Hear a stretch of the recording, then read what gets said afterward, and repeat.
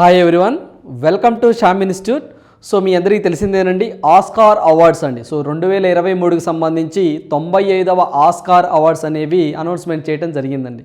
So దాంట్లో భాగంగా రానున్న పోటీ పరీక్షల్లో ఈ యొక్క టాపిక్ మీద ఏదైతే మీకు ఆస్కార్ అవార్డ్స్ ఉంటుందో, ఈ యొక్క ఆస్కార్ అవార్డ్స్ మీద ఖచ్చితంగా మనము ఒక 1 or 2 బిట్స్ అండి. సో ఖచ్చితంగా 1 బిట్ అయితే ఖచ్చితంగా మనం ఎక్స్పెక్ట్ చేయొచ్చు. సో దాంట్లో భాగంగా అసలు ఏంటి ఈ యొక్క ఆస్కార్ అవార్డ్స్, దీని గురించి మనం ఒకసారి చూద్దామండి. ఇన్ జనరల్గా కూడా మనకి జనరల్గా స్టాటిక్ పార్ట్ బదులుగా ఎక్కువగా కరెంట్ అనేది ఎక్కువగా అడుగుతూ ఉంటారండి. సో ఇది ఎప్పుడు ఎస్టాబ్లిష్ అయింది, సో ఎవరిస్తారు, దీని క్యాష్ ప్రైజ్ ఎంత, ఇలాంటివి కాకుండా సో రీసెంట్గా ఏం జరిగింది, బెస్ట్ యాక్టర్ ఎవరు, బెస్ట్ యాక్టర్స్ ఎవరు, సో అదేవిధంగా బెస్ట్ డైరెక్టర్ ఎవరు, సో ఈ టైప్ ఆఫ్ అనేవి ఎక్కువగా అడుగుతూ ఉంటారండి. సో దీని గురించి మనం ఒకసారి చూద్దాము 2023 ఆస్కార్ అవార్డ్స్కి సంబంధించి. సో అదేవిధంగా క్వశ్చన్ ఎక్కడ కూడా ఎగ్జామినర్ ఎక్కువగా ఎక్కడ ఫోకస్ చేయడానికి ఆస్కారం ఉంటుందో కూడా మనము దీంట్లో డిస్కస్ చేద్దామండి. సో దాంట్లో భాగంగా మనం చూసినట్లయితే ఫస్ట్ వన్ చూద్దామండి. అసలు ఫస్ట్ వచ్చేసరికి మన భారతదేశం నుంచి మొత్తము 3 సినిమాలండి. సో మనకి మొత్తం 3 మూవీస్ అనేవి నామినేట్ అవ్వడం జరిగింది. వాటిల్లో మీ అందరికీ తెలిసిందేనండి, ఫస్ట్ RRR మూవీ అండి. సో దాంట్లో కనుక బెస్ట్ ఒరిజినల్ సాంగ్ కేటగిరీకి గాను మనకి నాటు నాటు సాంగ్ అనేది నామినేట్ అవ్వడం జరిగిందండి. ఫస్ట్ అంటే మనము ఫస్ట్ స్టార్టింగ్ కాడి నుంచి చూద్దామండి, అసలు ఏం జరిగింది అన్నది కొంచెం క్లారిటీగా ఉంటుంది. సో దాంట్లో చూసినట్లయితే మనం ఫస్ట్ RR మూవీకి సంబంధించి బెస్ట్ ఒరిజినల్ సాంగ్గా మనకి నాటు నాటు అనే సాంగ్ నామినేట్ అవ్వడం జరిగిందండి. సో ఆ తర్వాత all the breaths, very very important అండి. ఆల్ ద బ్రీత్స్ అనే మూవీ ఏదైతే మనకి డాక్యుమెంటరీ విభాగంలో అండి, మనకి డాక్యుమెంటరీ ఫీచర్ విభాగం, దాంట్లో 2 గుర్తుంచుకోవాలి, డాక్యుమెంటరీ ఫీచర్ అని చెప్పేసి అదేవిధంగా డాక్యుమెంటరీ షార్ట్ అని చెప్పేసి 2 ఉంటాయండి. దాంట్లో భాగంగా డాక్యుమెంటరీ ఫీచర్ ఈ కేటగిరీలో దీన్ని నామినేట్ అవ్వడం జరిగిందండి. ఆ తర్వాత ద ఎలిఫెంట్ విస్పర్ అని చెప్పేసి డాక్యుమెంటరీ మనకి షార్ట్ అండి, మనకి షార్ట్ కేటగిరీలో ఈ 3 మన భారతదేశం నుంచి మొట్టమొదటిసారిగా నామినేట్ అవ్వడం జరిగింది. Point number 1. సో రానున్న పోటీ పరీక్షలో ఆ 3 సినిమాల పేర్లు మనం గుర్తుంచుకోవాలి. నామినేట్ అయినవి 3 ఉన్నాయండి. మన భారతదేశం నుంచి మొట్టమొదటిసారిగా ఇలా నామినేట్ అవ్వటం 3 అనటం ఇది ఒక చరిత్ర. సో నెక్స్ట్ ఏం జరిగిందంటే ఆ తర్వాత మనకి అనౌన్స్మెంట్ అవ్వడం జరిగిందండి. అనౌన్స్మెంట్లో ఒకటి మిస్ అయిందండి. అదే మనం చూసినట్లు ఫస్ట్ మనం ఇక్కడ చూసినట్లు ఆల్ ద బ్రీత్ అనే మూవీ మిస్ అయింది.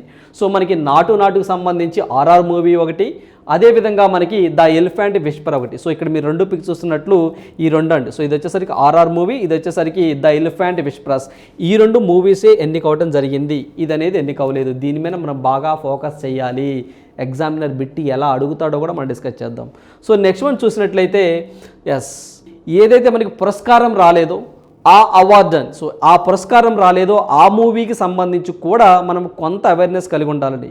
ఈ మూవీ అనేది జనరల్గా ఏదైతే పక్షుల సంరక్షణను ఏ విధంగా చేయాలి అనే ఉద్దేశంతో ఈ యొక్క డాక్యుమెంటరీ తీయటం జరిగిందండి. ఈ మూవీ తీయటం జరిగింది.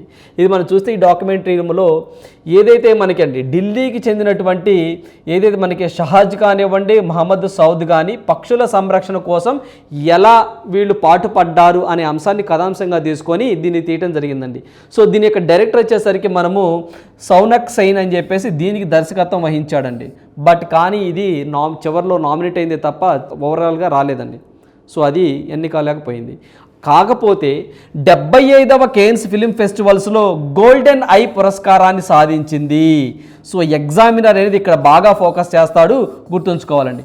ఎందుకు అంటే మనం ఏదైనా అవార్డ్స్ మొత్తం చదువుకొని వెళ్తామండి. ఎగ్జామినర్కి తెలుసు మనం ఏమైతే ఎక్కువగా ఫోకస్ చేయమో వాటిని ఎక్కువగా అడుగుతూ ఉన్నాడు, గుర్తుంచుకోవాలి.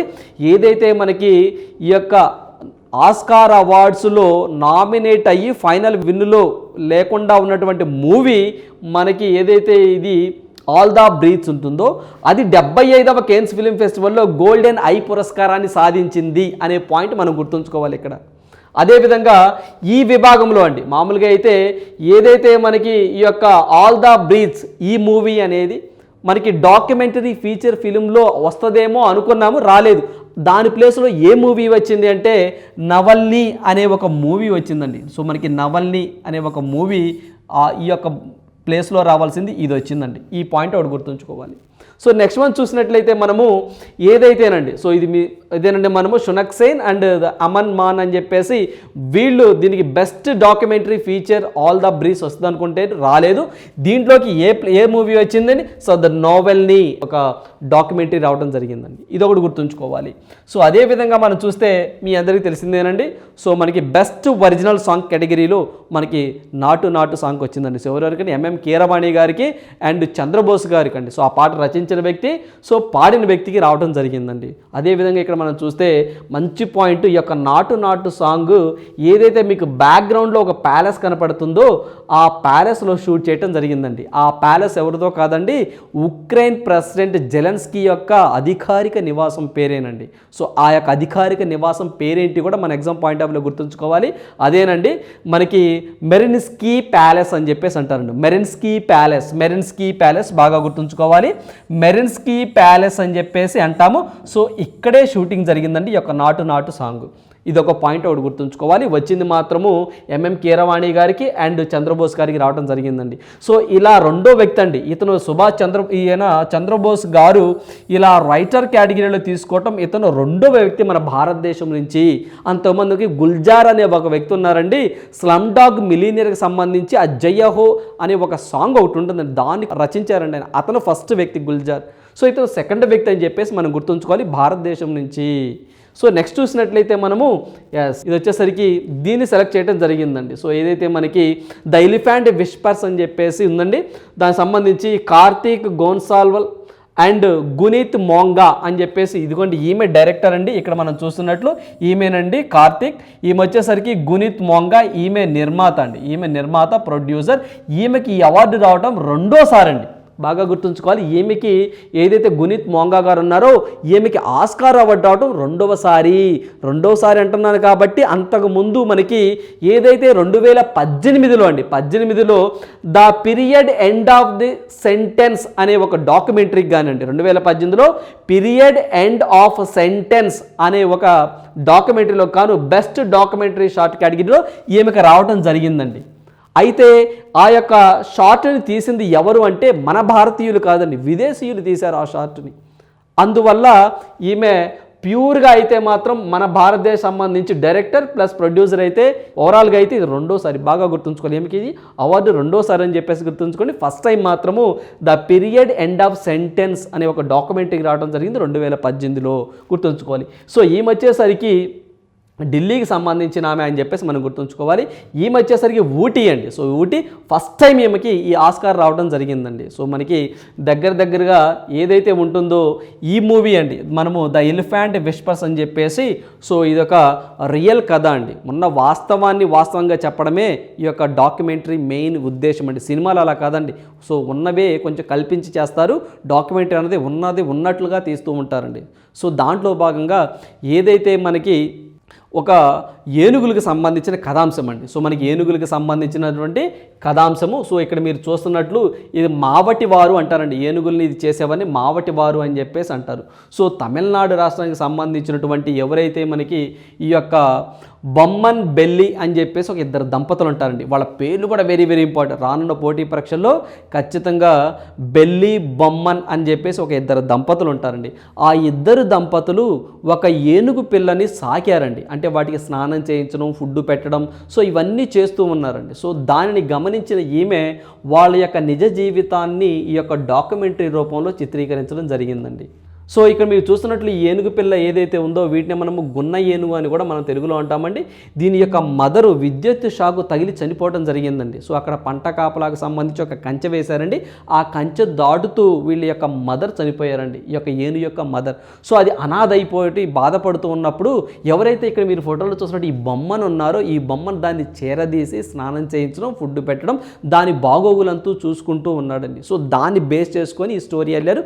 దాంతోపాటుగా వాళ్ళ మిసెస్ ఎవరైతే ఉన్నారో బెల్లి, సో ఈ బొమ్మన్ దీన్ని ఏదైతే మనకి ఇక్కడ పిక్లో చూస్తున్నట్టు గున్నయ్య ఎందుకంటే దానికి ఒక పేరు పెట్టుకున్నారు, అదే రఘు అండి. రఘు వాళ్ళ సొంత బిడ్డలాగా ఆ ఏనుగును చూసుకోవడం జరిగిందండి.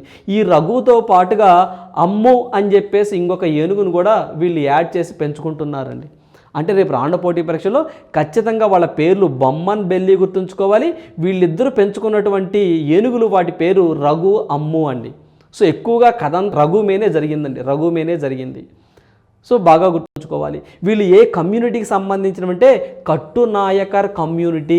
బాగా గుర్తుంచుకోవాలండి.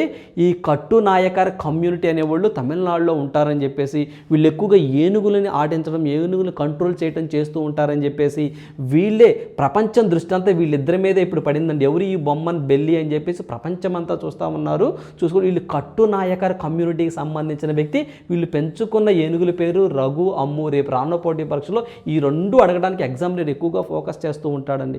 సో ఏదైతే మనకి దీన్ని పెంచుకొని అంత అయిపోయిన తర్వాత ఆ ఏనుగును మళ్ళీ ముదుమలై టైగర్ రిజర్వ్లోకి ఫారెస్ట్ అధికారులు తీసుకెళ్లారని చెప్పేసి, సో వాళ్ళు బాధతో ఉన్నారు అని చెప్పేసి కూడా ఒక కథనం అయితే రావటం జరిగిందండి. సో ఖచ్చితంగా ఈ యొక్క డాక్యుమెంటరీ గురించి వీళ్ళిద్దరి పేర్లు గుర్తుంచుకోవాలి. అదే విధంగా కార్తీక్ అండ్ గునీత్ అని చెప్పేసి ఏదైతే మనకి ఏనుగు మీద తీశారో ఆ ఏనుగుల పేర్లు వచ్చేసరికి రఘు అమ్ము.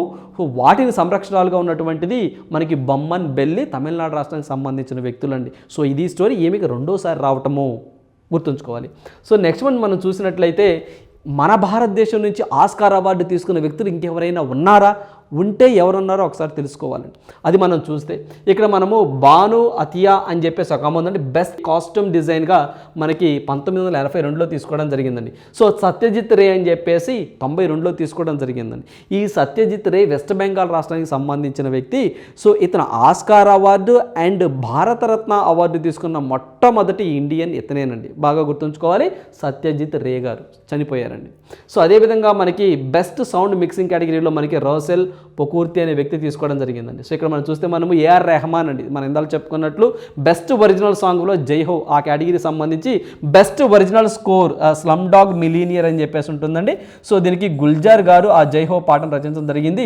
సో ఇతను పాడటం జరిగిందండి. సో అందువల్ల వచ్చింది. అందువల్ల ఇతను ఫస్ట్ మనకి రచయిత అండి. మనకి చంద్రబోస్ గారు తీసుకోవడం జరిగింది అని చెప్పేసి మనం డిస్కస్ చేసుకున్నాం. ఇవి గుర్తుంచుకోవాలి. కాకపోతే ఈ స్లమ్ డాగ్ మిలీనియర్ తీసిన వ్యక్తులు ఎవరైతే ఉన్నారో వాళ్ళు విదేశీయులండి, మన ఇండియన్స్ కాదు. అదే మనం ఇందాక డిస్కస్ చేసినట్టు ఇక్కడ మనం చూసినట్లయితే the period end of sentence కూడా మన ఇండియన్స్ తీయలేదండి, విదేశీయులు తీశారు. ఇందువల్ల మనము మొట్టమొదటి మనకి ప్యూర్ ఇండియా ఎస్పెషల్లీ మనోళ్ళు తీసుకుందే నాటు అని చెప్పేసి వార్తల్లో రావడం జరిగిందండి. సో ఇవి కూడా మనం గుర్తుంచుకోవాల్సిన అంశాలు. Satyajit Ray very very important. So మనకి ఏదైతే మనకి ఆస్కార్ అండ్ భారతరత్న తీసుకున్న వ్యక్తి అంటే. సో నెక్స్ట్ వన్ చూసినట్లయితే ఆస్కార్ విజేతలండి. ఇన్ జనరల్గా మీకు ఏదే మనకి మెటీరియల్లో అంటే మీకు మార్కెట్లో దొరికే మెటీరియల్ మొత్తము ఇవన్నీ ఉంటాయండి. కానీ ఇవన్నీ ఎగ్జామ్స్కి చదవవలసిన అవసరం లేదు అండి. ఎందుకు అంటే మీరు any competitive exam previous exams తీసుకుంటే జనరల్గా మనకి కొన్ని కేటగిరీస్ మాత్రమే ఎక్కువగా ఎగ్జామినర్ ఫోకస్ చేస్తాడండి. సో ఇవన్నీ చదివి వచ్చినాయండి దీంట్లో మనం వచ్చినాయి అంటే అది కరెక్ట్ కాదండి. అంటే మనం చదివేవి కొంచెం చదువుకోవాలి, దాంట్లో నుంచే ఎక్కువ రావాలండి. ఎగ్జామినర్ ఎక్కువగా ఫోకస్ చేయడానికి మీరు చూస్తే ఉత్తమ చిత్రం ఒకటి చదువుకోవాలండి, ఉత్తమ నటుడు ఒకటి చదువుకోవాలి, అదేవిధంగా ఉత్తమ నటి ఒకటి బెస్ట్ యాక్టర్స్ చదువుకోవాలి, బెస్ట్ డైరెక్టర్ ఒకటి చూడాలి, అదేవిధంగా ఒరిజినల్ సాంగ్. మామూలుగా అయితే ఈ ఒరిజినల్ సాంగ్ ఎస్పెషల్లీ మన ఇండియాది కాబట్టి, ఎస్పెషల్లీ మన ఆంధ్రప్రదేశ్కి సంబంధించింది కాబట్టి చదువుకుంటామండి. మామూలుగా అయితే మన ఇండియాకి రాకుండా, ఫర్ ఎగ్జాంపుల్ అండి, అసలు మన ఆంధ్రప్రదేశ్తే కాకుండా ఉంటే ఇది మనం చదువుకోవాల్సిన అవసరం లేదండి మామూలుగా అయితే. తర్వాత వచ్చేసరికి బెస్ట్ ఒరిజినల్ స్కోర్ అని, మేకప్ అని, దుస్తుల రూపకల్పన, సినిమాటోగ్రఫీ, స్క్రీన్ ప్లే ఇవన్నీ చాలా ఉంటాయండి. దగ్గరగా 23 విభాగాలు ఉంటాయండి. ఆ 23 విభాగాలు ఎగ్జామినర్ అడగడానికి టైం వేస్ట్ మనకి. మనం చదువుకోవాల్సింది ఏవైతే మనకి టిక్ చేసుకోమన్నానో అవి మాత్రమే చదువుకోవాలండి. సో అవే చదువుకోవాలి. 1, 2, 3, 4, 5, 6 ఇవి మాత్రమే చదువుకోండి. మ్యాక్సిమం ఎగ్జామినర్ ఇక్కడి నుంచే ఫోకస్ చేయడానికి ఎక్కువగా పాసిబిలిటీ ఉంటుందండి, గుర్తుంచుకోవాలి. సో అదేవిధంగా ఇక్కడ మనం చూస్తే ఉత్తమ చిత్రం అండి, everything everywhere all at once అనేది అమెరికా కంట్రీకి సంబంధించిన మూవీ. అది ద బెస్ట్ మూవీగా ఎన్నుకోవడం జరిగిందండి. అదేవిధంగా నటుడు అండి, ఇది మనము బ్రెండన్ ఫ్రైజర్ ఉన్నారో ది వెల్ అనే మూవీ కానీ బెస్ట్ నటుడిగా రావడం జరిగిందండి. ఏదైతే మనకి రష్యా అధ్యక్షుడు వ్లాదిమిర్ పుతిన్ ఉన్నాడో అతను ఆ దేశంలో అరాచకం చేస్తున్నాడు అని చెప్పేసి సో అతని గురించి కొంత నెగిటివ్గా మాట్లాడి అతని యొక్క సారాంశం మీద ఆ మూవీ తీశారండి. సో అతను రష్యాకి అగెనెస్ట్ అండి, అతను రష్యనే. సో అతని జీవితం ఆధారంగా అతను పుతిన్ ఏ విధంగా పరిపాలన సాగిస్తున్నాడు, ఏ విధంగా అరాచకాలు చేస్తున్నాడు అన్నది ఈ మూవీలో చూపించడం జరిగిందండి, బాగా గుర్తుంచుకోవాలి. అదేవిధంగా నటి అండి మిషెల్ యో, everything everywhere all at once అనేది మొత్తం ఆసియా ఖండానికి సంబంధించి మొట్టమొదటి మహిళగా ఈమె చరిత్రకి ఎక్కిందండి. సో మనకి ఆసియా ఖండంలోని మొట్టమొదటి మహిళ అండి. ఫస్ట్ ఎవరు తీసుకున్న ఆసియన్ ఎవరు మహిళ అంటే మనం మిషెల్ యో అని చెప్పేసి మనం గుర్తుంచుకోవాలి. సో ఏ మూవీ అంటే everything everywhere all at once అనే మూవీగా నటించగానే తీసుకోవడం జరిగిందండి. సో అదేవిధంగా మనము దర్శకుడు చూసినట్లయితే మనము డానియల్ క్వాన్ అండ్ డానియల్ షీనర్స్ అని చెప్పేసి so everything everywhere all at once అనే మూవీకే తీసుకోవడం జరిగిందండి. సో అదేవిధంగా ఒరిజినల్ సాంగ్ అండి మందేనండి. సో మీ అందరికీ తెలిసిందే ఎంఎం కీరవాణి గారి, చంద్రబోస్ గారు తీసుకోవడం జరిగింది, బాగా గుర్తుంచుకోవాలి. అదేవిధంగా మిగతా ఎన్ని అవసరం లేదు కానీ ఏడు మనం చూస్తే డాక్యుమెంటరీ ఫీచర్ అని చెప్పేసి చూసామండి. సో ఇదేమండి నావల్నీ అనే ఒక మూవీ, ఇక్కడ మనకి ఒక డాక్యుమెంటరీ అవడం జరిగిందండి. మామూలుగా అయితే ఆల్ ద బ్రీత్స్ అని చెప్పేసి రావాలి, బట్ రాలేదు అని చెప్పేసి మనం ఫస్ట్లో చెప్పుకున్నామండి, అది ఎక్కువ ఫోకస్ చేయాలి. అదేవిధంగా డాక్యుమెంటరీ షార్ట్లో ద ఎలిఫెంట్ విస్పరర్స్ బాగా గుర్తుంచుకోవాలండి. సో మన ఇండియన్స్కి సంబంధించిందే, సో బాగా గుర్తుంచుకోవాలండి. ఈ రెండు రావడం జరిగిందండి. సో ఇవి గుర్తుంచుకుంటే సరిపోతుందండి. ఇన్ జనరల్గా మొత్తం చదివారు అంటే జనరల్గా మొత్తం ఎవరు స్మార్ట్ వర్క్ అంటారండి, మొత్తం చదవండి అంటాం, అది కరెక్ట్ కాదండి. సో ఇవి ఎక్కువగా ఫోకస్ చేస్తే మనకి ఖచ్చితంగా ఒక మార్క్ వస్తుందండి. ఇదండి దీనికి సంబంధించిన ఓవర్వ్యూ మీకు ఇవ్వటం జరిగింది. సో ఇక్కడ మనం చూస్తే ఇదేనండి మనం చెప్పుకున్నట్టు. సో బెస్ట్ యాక్టర్ అని చెప్పేసి, సో మనకి బెస్ట్ యాక్టర్ అని చెప్పేసి, సో బెస్ట్ యాక్ట్రెస్ అని చెప్పేసి, సో అదేవిధంగా మనకి బెస్ట్ డైరెక్టర్స్ అని చెప్పేసి, సో అదేవిధంగా మనకి ఇక్కడ చూస్తే the everything everywhere all the breaths మొత్తం గాను 7 అవార్డులు అండి. ఎక్కువగా 7 అవార్డులు దేనికి అంటే ఈ యొక్క అమెరికన్ మూవీకి వచ్చిందని చెప్పేసి మనం గుర్తుంచుకోండి. అమెరికన్ మూవీ, దాని డైరెక్టర్స్ వాళ్ళంతా వీళ్ళేనండి. సో దాని డైరెక్టర్ సంబంధించి ఇదేనండి మనకి క్వాన్ కానివ్వండి, అదేవిధంగా డానియల్ కానివ్వండి బెస్ట్ డైరెక్టర్స్గా తీసుకోవడం జరిగింది. గుర్తుంచుకోవాలి మొత్తం 7 విభాగాలండి, 7 విభాగాల్లో తీసుకోవడం జరిగింది. అవి గుర్తుంచుకోండి. ఏదైతే మనకి ఖచ్చితంగా ఉన్నాయో ఎక్కువగా మనకి ఎగ్జామినర్ ఫోకస్ చేయడానికి మ్యాక్సిమం పాసిబిలిటీ ఉంది ఇక్కడేనండి, మ్యాక్సిమం ఇక్కడే ఉంటుంది. సో జనరల్గా బాగా గుర్తుంచుకోండి. సెకండ్ టైం ఈమెకి రావటము, సో వాటి పేరు రఘు అమ్ము, కట్టునాయర్ కమ్యూనిటీ, బొమ్మన్ బెల్లి, తమిళనాడు. ఈమె ఊటీకి సంబంధించినామా, ఈమె ఢిల్లీకి సంబంధించినామా. సెకండ్ టైం రావటం ఇక్కడి నుంచి బిట్ ఎక్కువగా వస్తుందండి. ఒకవేళ ఇక్కడ మిస్ అయిందంటే ఎగ్జామినర్ ఎక్కువగా ఎక్కడ ఫోకస్ చేస్తాడంటే ఇక్కడ ఫోకస్ చేస్తాడండి, ఇక్కడ ఎక్కువ ఫోకస్ చేస్తాడు. ఎందుకు అంటే ఇది నామినేట్ అయిందే తప్ప చివరికి ఎన్నిక అవ్వలేదు. But Cannes film festival golden eye పురస్కారానికి ఎన్నికైంది కాబట్టి ఖచ్చితంగా ఎగ్జామినర్ ట్విస్ట్ చేయాలంటే ఇక్కడి నుంచి బిట్ రావడానికి ఆస్కారం ఉంటుందండి. వీటిని బాగా ఫోకస్ చేయాలి. అదేవిధంగా ఏదైతే మనకి అధికార నివాసం ఉంటుందో మనము మెరిన్స్కీ ప్యాలెస్, వెరీ వెరీ ఇంపార్టెంట్, అక్కడ షూట్ జరిగిందని. ఇతను రెండో వ్యక్తి అండి భారతదేశంలోని రచయితలు అని చెప్పేసి గుర్తొచ్చు. ఫస్ట్ మనకి గుల్జార్ గారు అండి, మనకి జైహో ఇందాక మనం చెప్పినట్టు జైహో స్లమ్ డాగ్ మిలియనర్స్కి సంబంధించి అని చెప్పి చెప్పుకున్నాము. సో ఇది ఫస్ట్ వ్యక్తి అనే పాయింట్. ఇలాంటివి ఎగ్జామినర్ ఎక్కువగా ఫోకస్ చేయడానికి ఆస్కారం ఉంటుంది, గుర్తుంచుకోవాలండి. సో ఇదండి మొత్తం ఓవరాల్గా మనకి 95వ ఆస్కార్ అవార్డ్స్ అండి. సో ఖచ్చితంగా ఇవి మొత్తం 95వ ఆస్కార్ అవార్డ్స్ అనేవి ఇవే. సో ఇవన్నీ ఖచ్చితంగా మనము ఒక బిట్ మనం వీటి నుంచి ఎక్స్పెక్ట్ చేయొచ్చు. చదివేటప్పుడు క్వాలిటీగా కొంతే చదవాలండి, అంటే మొత్తం చదివితే ఇబ్బంది అయిన వాతావరణం ఉంటుంది. ఖచ్చితంగా ఇది మీకు మెయిన్స్ పాయింట్ ఆఫ్ వ్యూలో ఉపయోగపడుతుందని చెప్పేసి ఈ యొక్క వీడియో చేయడం జరిగిందండి. లైక్ చేయండి, షేర్ చేయండి. All the best for your mains exam. Thank you.